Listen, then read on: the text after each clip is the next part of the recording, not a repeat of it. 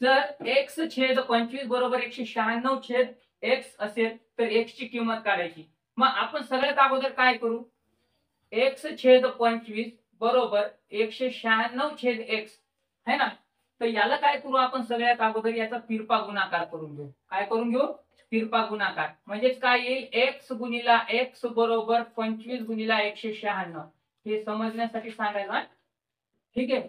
96 मग x गुणिला x म्हणजे x चा वर्ग बरोबर 25 एक 25 25 सत्त म्हणजे हे उत्तर येते सगळं 149 म्हणजे काय येईल 4900. याचा गुणाकार होतो, गुणाकार करून बघा 4900. मग 4900 आपल्याला विचारलं एक्स ची किंमत, वर्ग विचारलाय का नाही. मग एक्स ची किंमत काढण्यासाठी म्हणून एक्स बरोबर काय यायला पाहिजे, 49 कोणत्या संख्येचा वर्ग आहे, 7 चा वर्ग आहे. शून्य लावून द्या म्हणजे पर्याय नंबर आपला काय येतो बी.